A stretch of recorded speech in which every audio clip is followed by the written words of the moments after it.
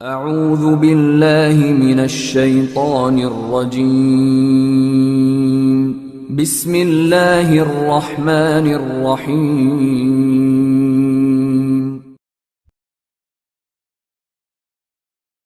Kenapa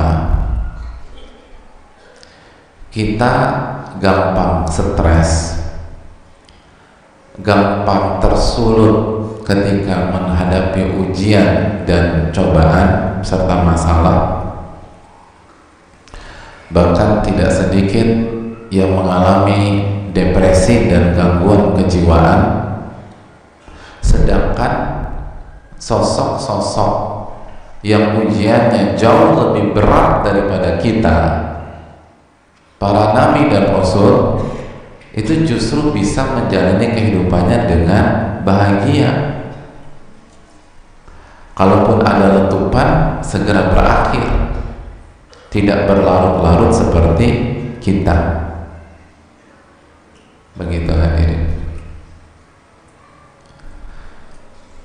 Kan kalau kita lihat yang bunuh diri, yang stres, yang depresi, kalau kita lihat kehidupannya, itu mayoritas jauh dari Allah Subhanahu wa Ta'ala. Berarti kan ujiannya berat atau tidak? Tidak, dibanding para nabi dan rasul. Nah, hadirin yang dirahmati oleh Allah, karena para nabi dan rasul tahu bagaimana kunci agar masalah-masalah itu terurai, kunci agar masalah-masalah itu terurai. Sedangkan kita tidak tahu, sedangkan kita nggak punya kuncinya, makanya berlarut-larut dan akhirnya meledak. Penyakit itu kalau didiamkan hilang sendiri atau tambah parah jemaah? Tambah parah atau hilang sendiri? Tambah parah hadirin, tambah parah. Begitu juga masalah ujian, gak ada kuncinya, tambah parah. Nah, apa kunci-kunci tersebut? Yang pertama jemaah, yang pertama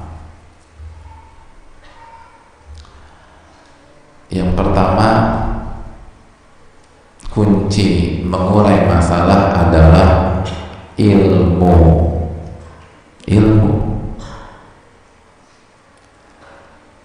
Kunci mengurai masalah itu,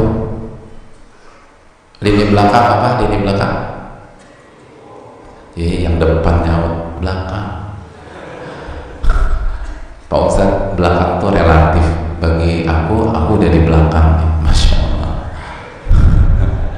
Nah, ini di belakang, paling belakang. Apa kunci pertama? Ilmu, Masya Allah.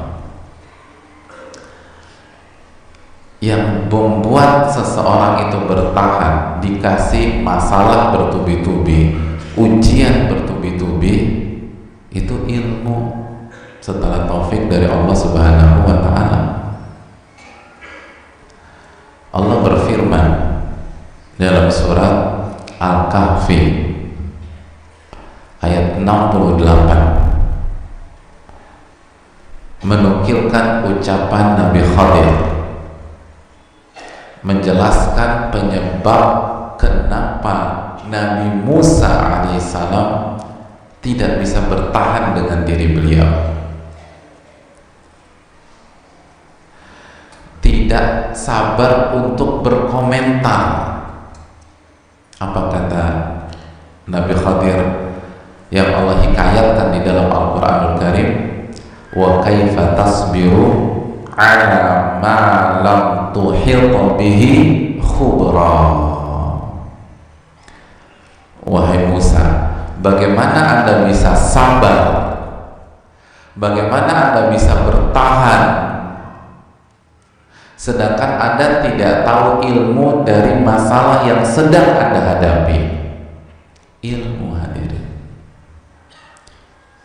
Orang itu bisa menghadapi ujian itu bukan karena ujiannya mudah, tapi karena dia tahu ilmunya.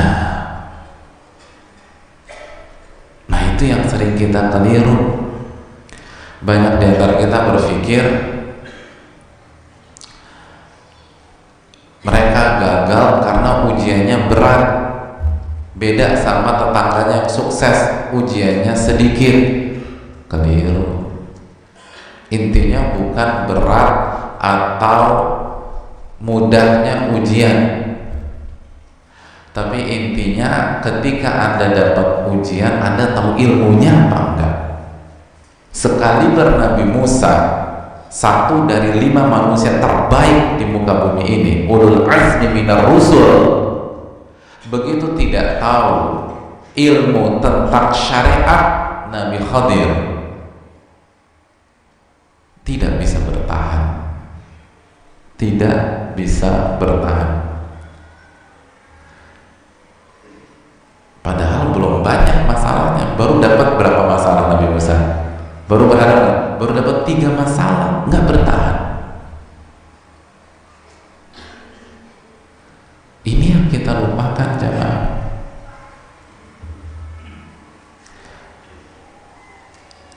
Jangan usah terlalu pikirkan masalah kita berat atau tidak, tapi pertanyaannya kita tahu ilmunya atau tidak. Begitu. Karena yang bikin orang gagal dalam ujian nasional itu ujiannya atau jawabannya. Ngomong-ngomong pada sekolah kan dulu nih. Hah?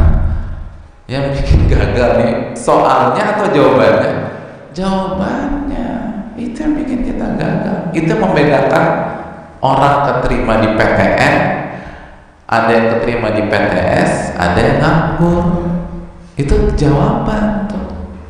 Dan jawaban ditentukan ilmu si mahasiswa atau ilmu si siswa itu. Jadi nggak usah terlalu meributkan ujiannya, ilmunya nih, ilmunya gitu. Ujian semudah apapun, kalau kita tidak tahu ilmunya, keringat dingin, jangan keringat dingin, pucet kita tuh.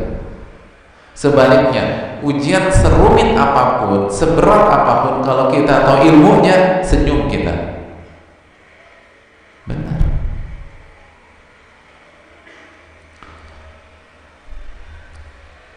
Kalau detik ini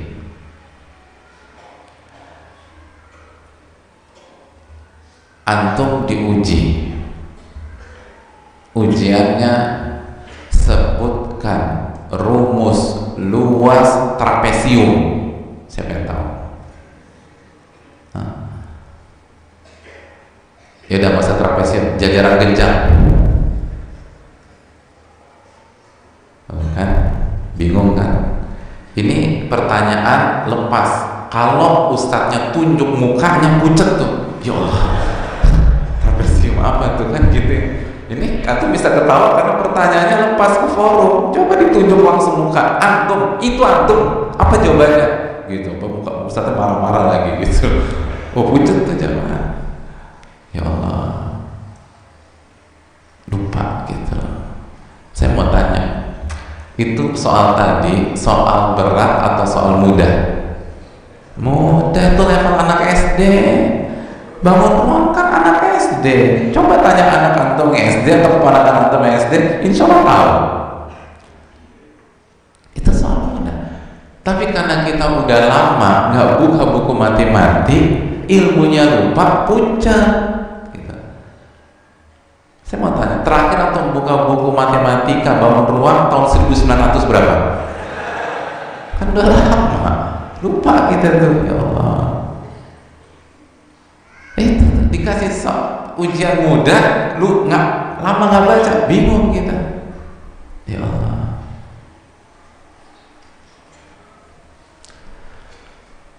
Sebaliknya dikasih ujian seberat apapun, sesusah apapun, kalau tahu ilmunya gampang.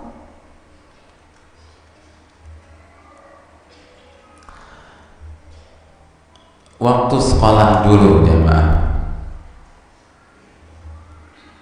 pelajaran paling sulit apa? Olahraga. Oh, masya Allah. Berarti anak eksak semua di sini nih. Pelajaran tersulit apa? Atau pelajaran favorit apa? Favorit? Olahraga, masya Allah. Pelajaran tersulit? Pelajaran tersulit apa? Oh, kimia. Pokoknya 3 besar selalu matematik, kimia, fisika gitu ya. Itu kayak di mana-mana tuh kompak orang Indonesia. Matematik, fisika, kimia, masya Allah. Dulu tuh waktu saya SMA, pelajaran favorit saya justru fisika kalau kosong, kimia kalau pas lagi kosong, matematik kalau lagi kosong. Pokoknya pelajaran kosong itu favorit saya. Tapi jangan ditiru lah. Hadirin ya, besok ujian fisika. Besok ujian fisika. Udah paling susah deh ujian fisika. Kalau ada gurunya, saya sama kayak tuh, susah banget di pelajaran. Terus guru udah pelajarannya susah, gurunya juga killer.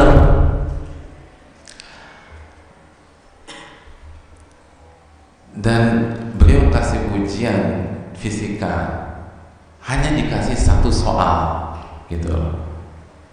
Bayangkan, cuma dikasih 1 soal sama nih guru. Jadi kalau nggak antum jadi pahlawan sekalian atau pecundang sekalian, udah cuma 1, bener atau salah. Dan itu ujian terberat. Begitu hari H, hari ujian, kita buka lembaran ujiannya, ternyata soalnya soal tersulit sedunia menurut kita. Kita nggak pernah dapat soal sesusah itu. Tapi ternyata soal ujian fisika itu persis dengan apa yang kita baca tadi malam ketika kita belajar sampai jam 2:30 pagi, walaupun baru mulai jam 2 gitu loh. Jam 2 kaget bangun baca-baca setengah jam, bismillahirrahmanirrahim, akhir tidur lagi dia. Tapi itu yang keluar, bukan yang main, itu yang keluar. Ya buat apa tuh belajar semalaman gak ada yang keluar, kan percuma. Mendingan setengah jam itu yang keluar. Pertanyaannya, ketika kita membuka ujian tersebut dan ujian tersebut adalah soal tersulit sedunia menurut kita, tapi sesuai dengan apa yang kita baca sehingga kita punya ilmunya, pada saat kita menjalani ujian itu kira-kira sambil pucet atau tersenyum? Senyum aja. Bahkan bukan hanya tersenyum, kita tebar pesona. Kita ngeliat ke kanan senyum, dan ke kiri senyum, dan kita semakin puas ketika ngeliat ke kanan teman kita pucet, lihat ke kiri keringet dingin, masya Allah, puas gitu, senang gitu. Saya ingin tanya, itu ujian yang di depan kita dengan ujian sebelah kanan, sebelah kiri kita sama apa beda? Sama. Tapi kenapa kita senyum dia pucat? Karena beda ilmu gitu. Jadi belum, jangankan selesai, masih ngejalanin aja udah senang kita. Lagi ngejalanin, lagi proses diuji nih, senang kita. Begitu selesai kita keluar seperti pahlawan perjuangan kemerdekaan. Oh, bangga banget kita. Teman kita yang kanan garper kepala, hancur hidup gua, hancur hidup gua, hancur hidup gua. Bingung gitu ya. Padahal ujiannya sama. Kenapa yang satu senang, yang satu hancur? Karena ilmunya beda. Itu hadirin. Ini yang dilupakan banyak orang. Dia pikir dia akan bertahan kalau ujian hidupnya mudah, atau dia hancur karena ujian hidupnya berat. Tidak. Salah satu faktor utama Anda hancur, Anda tidak tahu ilmunya. bukan karena ujian Anda berat. Para nabi lebih berat dari Anda, berhasil jadi orang-orang terbaik. Ulama lebih berat hidupnya daripada Anda. Imam Ahmad itu kan ujiannya Masya Allah, hadirin. Imam Bukhari kita tahu bagaimana belum difitnah, hadirin sekalian. Itu yang perlu kita camkan. Jadi ketika kita tahu kunci utama ilmu, mulai dari sekarang kita tidak boleh males ngaji, hadirin. Nggak boleh males datang ke majelis ilmu, nggak boleh nunda kalau jadwal kajian. Kenapa demikian? Karena menuntut ilmu bukan hanya kewajiban, tapi juga kebutuhan. Bukan hanya kewajiban, tapi juga kebutuhan. Karena hakikat dari dunia adalah masalah demi masalah, ujian demi ujian. Masih ingat hadis yang dikeluarkan Imam Tirmidzi ketika Nabi kita SAW memberikan sebuah ilustrasi, memberikan sebuah visualisasi, sebuah kotak, lalu beliau tarik garis sampai keluar dari garis kotak tersebut, lalu beliau kasih garis-garis pendek, lalu Nabi SAW mengatakan, ini adalah ujian dan masalah. Tidaklah seseorang keluar dari masalah pertama kecuali dia akan menuju masalah kedua. Selesai masalah kedua menuju masalah ketiga. Selesai masalah ketiga menuju masalah keempat. Dan arti klimaksnya adalah masalah yang tidak ada solusinya, yaitu kematian. Jadi inti dari hidup itu masalah. Dan itulah makna firman Allah Subhanahu wa taala dalam surat Al-Mulk ayat 2, alladzi khalaqal mauta wal hayata liyabluwakum ayyukum ahsanu amala. Dan dialah yang menciptakan kematian dan kehidupan dengan segala ceritanya, dinamikanya, serba-serbinya, pasak surutnya, untuk menguji kalian. Ujian, hadirin. Hidup itu ujian. Hidup itu masalah. Itu yang perlu kita camkan. Nah, coba kita balik ke contoh di atas. Ketika kita ujian fisika yang super sulit itu, dia baru datang bingung, kenapa materinya ujian fisika nih? Kayaknya salah datang kajian. Hadirin yang Allah muliakan, kita kembali ke contoh di atas. Pada saat kita ujian fisika dan soalnya kan susah, pertanyaan saya, yang paling tahu kunci jawaban dari soal ujian tersebut guru apa? Guru fisika atau guru tata boga? Kenapa guru fisika? Karena dia yang buat soal. Yang buat soal lebih ngerti tentang gimana menyelesaikan ujian tersebut. Iya, hadirin. Karena dia buat soal. Nah, pertanyaannya, ketika kita menghadapi ujian rumah tangga, ujian di keluarga, ujian antara kita dengan istri kita dengan suami kita, atau kita dengan calon mertua kita, atau ujian dan masalah pencarian jodoh kita, atau di kampus pada saat kita nggak lulus misalnya, atau di dunia kerja, atau ketika toko kita sepi, itu kan ujian juga. Hadirin yang dirahmati oleh Allah Subhanahu wa taala, itu pertanyaan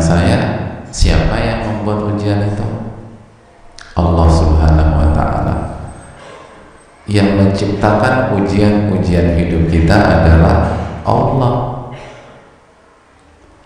Berarti Allah lebih tahu tentang jalan keluarnya. Itulah Allah berfirman dalam surat Al-Mulk ayat 14, ala ya'lamu man khalaqa wa huwal latiful khabir. Bukankah yang menciptakan itu lebih mengerti, lebih tahu? Yang menciptakan tuh lebih ngerti tentang kita. Jangan sok tahu, jangan sok tahu. Nah, ini penyakitnya manusia kadang-kadang karena merasa pintar di sebuah bidang dunia, dia merasa bisa menyelesaikan seluruh masalah hidupnya. Nggak bisa, hadirin. Apalagi hari ini itu kita hidup di era spesialisasi. Kalau ada orang pintar, profesor, dia jagonya di bidangnya dia aja, di satu kotak dari banyak kotak-kotak kehidupan gitu. Bukan berarti dia jago macam-macam, enggak.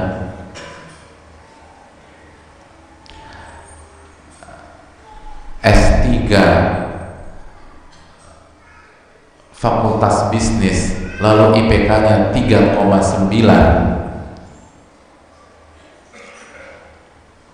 itu tetap dikategorikan orang awam dalam dunia singkong oleh petani singkong gitu loh. Anda boleh S3 bisnis tapi singkong ini daerah kekuasaan saya gitu loh. Belum tentu dia jago buat ngerti tentang singkong gitu. Seorang insinyur yang luar biasa, yang jago banget, itu di dunia sate kambing misalnya kalah sama sate kambing Payani. Nah itu Payani itu, Masya Allah, orang awam di dunia persatean. Iya, tapi kan manusia gitu, kalau misalnya merasa sukses aja di sebuah bidang, kayaknya tahu semua, akhirnya agama pun nggak mau belajar. Dipikir dia bisa selesaikan seluruh masalah hidupnya dengan ilmu dunianya yang cuma setitik itu doang. Padahal enggak. Yang menciptakan segala masalah hidup kita adalah Allah, dan penciptanya lebih tahu tentang solusinya. Maka langkah pertama adalah belajar. Innamal ilmu bitta'allum, kata Nabi SAW. Ilmu itu didapat dengan cara dipelajari. Jadi kita harus belajar. Datang ke majelis-majelis ilmu, hadirin. Datang ke majelis-majelis ilmu. Nggak boleh malas. Karena yang butuh kita. Yang butuh kita. Kita butuh ilmu agar kita bisa berhasil di dunia dan di akhirat. Dan belajar istiqomah. Belajar harus istiqomah, rutin. Dan yang dimaksud rutin, volumenya, frekuensinya itu bagus. Saya rutin Pak Ustaz, setahun sekali. Itu mah bukan rutin. Rutin setahun sekali, seminggu sekali gitu loh. Dan alhamdulillah bapak-bapak, ibu-ibu dikasih nikmat yang sangat luar biasa. Adanya ustadz atau ahli ilmu yang berada di tengah-tengah kita. Oh, itu susah hadirin. Itu nikmat kata para ulama. Makanya kata Al-Imam Asy-Syafi'i, salah satu madzhab Syafi'i, apa kata beliau? Kita tidak boleh tinggal di daerah yang tidak ada ulamanya. Kenapa? Karena kita akan hancur nanti. Masalah-masalah hidup kita nggak ada yang bisa terpecahkan. Walaupun kata para ulama usul fikih pada hari ini, dengan sarana komunikasi yang canggih pada hari ini itu bisa tersolusikan dengan media-media lain. Tapi alhamdulillah nih, ada ustadz-ustadz kita gitu loh, ada Ustadz Abdullah, ada Ustadz Zaid, ada Ustadz Asas dan lain-lain. Maksimalkan, belajar dari ahli ilmu kita dan ustadz-ustadz yang lain juga yang mengajarkan kepada sunnah Nabi SAW.